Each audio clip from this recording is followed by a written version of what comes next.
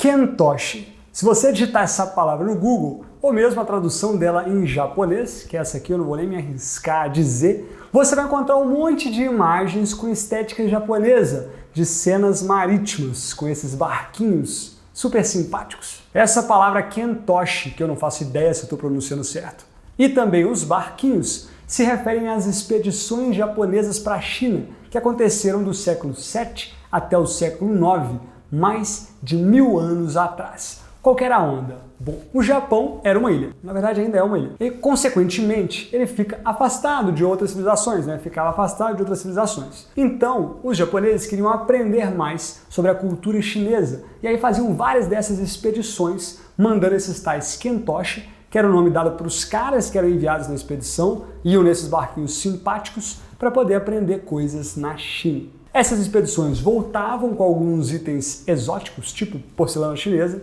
e também ajudavam a firmar o Japão politicamente, mas mais importante que isso, voltavam com uma coisa de muito mais valor para o país japonês, o conhecimento. Qualquer empresa que queira crescer e entregar mais valor para sua base de clientes deve seguir os passos do Japão do século VII e sair em busca de conhecimento. E uma das melhores práticas para poder buscar conhecimento de forma sistematizada se chama benchmarking. Esse é o Pequeno Empreendedor e nesse canal a gente vai aprender a empreender.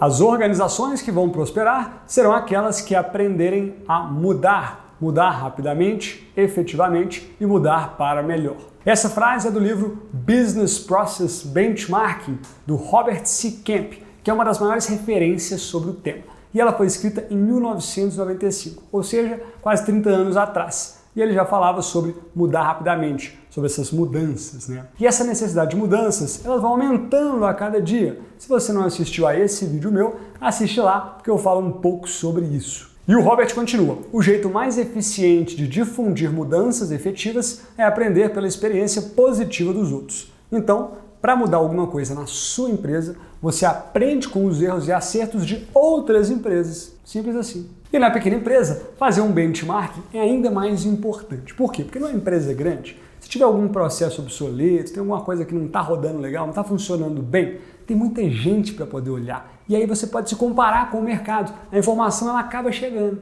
Numa pequena empresa, tem menos gente, então é mais difícil pensar nessas coisas. Bom, é muito antiga essa ideia de buscar informações de outras empresas para poder aperfeiçoar as práticas na sua própria empresa. Nesse livro aqui, Business Process Benchmarking, eles citam o Sun Tzu, aquele que escreveu A Arte da Guerra, um livro famosíssimo. Citam o Sun Tzu como um dos pioneiros nessa prática de buscar informações. Isso no ano 500 a.C., ou seja, muito tempo atrás. E ao longo da história, muitos povos fizeram essa prática de maneiras diferentes, tipo que nem os Kentoshi japoneses lá, que iam nos barquinhos, olhar, anotar e trazer de volta para o Japão todo o conhecimento que eles aprendiam na China. Mas essa prática como método mesmo, mais sistematizado, foi lançado pela Xerox, ou Xerox, do jeito que você quiser chamar, que é aquela empresa de copiadora, de fotocópia. Na década de 70, então, a Xerox meteu essa.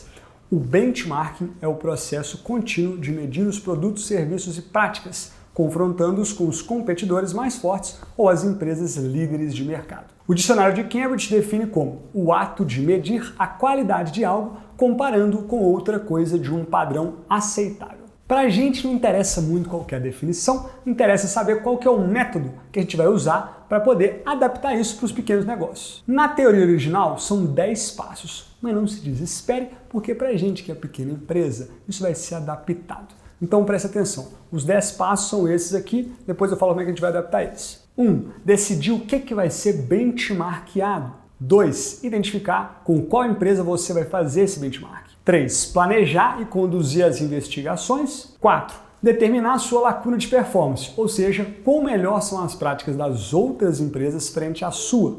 Qual que é o tamanho da que você está. 5. Projetar os níveis futuros de performance, que é entender se essa sua lacuna de performance, esse problema que você tem aí, ele vai aumentar ou vai diminuir ao longo do tempo. 6. Comunicar as descobertas do benchmarking e ganhar a aceitação das pessoas interessadas nisso, que trabalham dentro da sua empresa com você.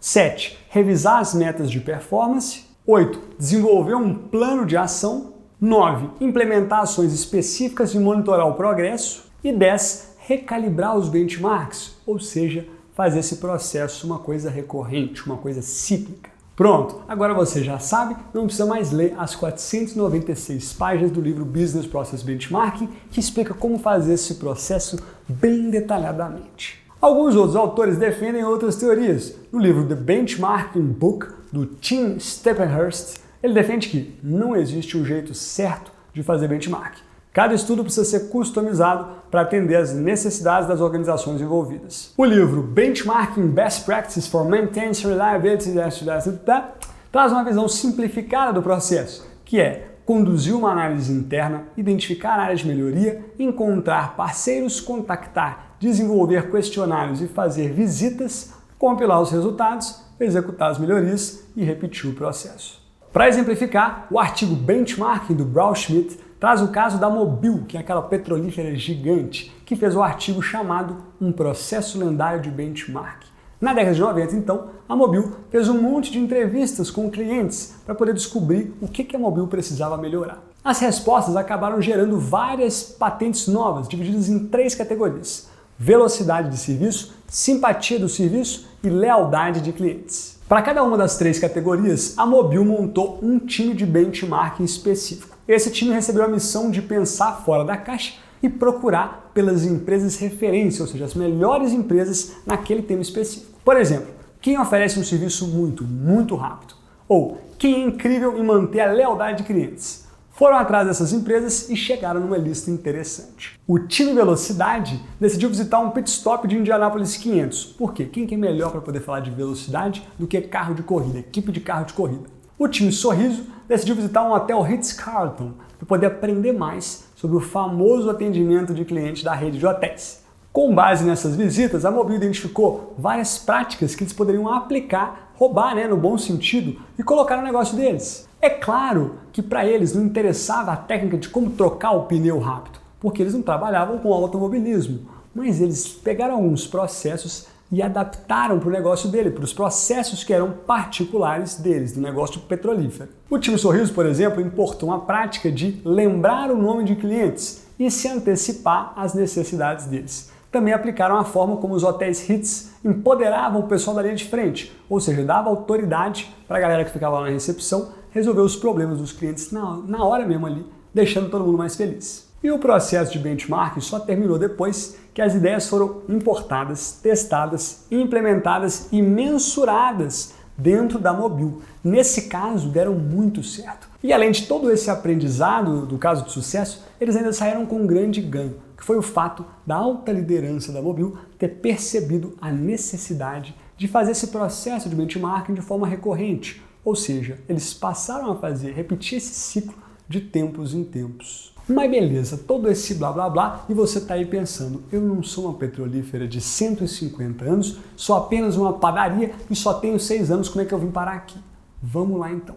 Para você poder aplicar um benchmark na prática, a gente vai usar uma ferramenta ultra simplificada que eu mesmo criei. Se você tiver outra aí, usa, fica à vontade, é só uma sugestão. O importante é o processo, o importante é você fazer essa busca por informações, por referências de outras empresas. Basicamente, você vai pensar num objeto, que é o que você quer estudar. Então, o que você quer melhorar na sua empresa? Pode ser o processo de atendimento, pode ser a forma de cobrança, pode ser a vitrine. Coloca aí a dor que você acha que você quer estudar e que você quer melhorar. Se você tiver feito o quadro de experimentação, que eu falei aqui nesse outro vídeo, você já vai ter ali uma série de hipóteses de coisas que você precisa melhorar no seu negócio. E aí você pode usar o benchmarking como uma ferramenta para poder achar soluções e poder melhorar essas coisas. Mas beleza, colocou aí a dor que você quer estudar, que você quer melhorar. Embaixo você vai mapear as empresas-alvo do estudo. Então pensa quais são as empresas que são referência no objeto que você está estudando. Elas não precisam ser do mesmo segmento que o seu. Na verdade, é até melhor que elas não sejam.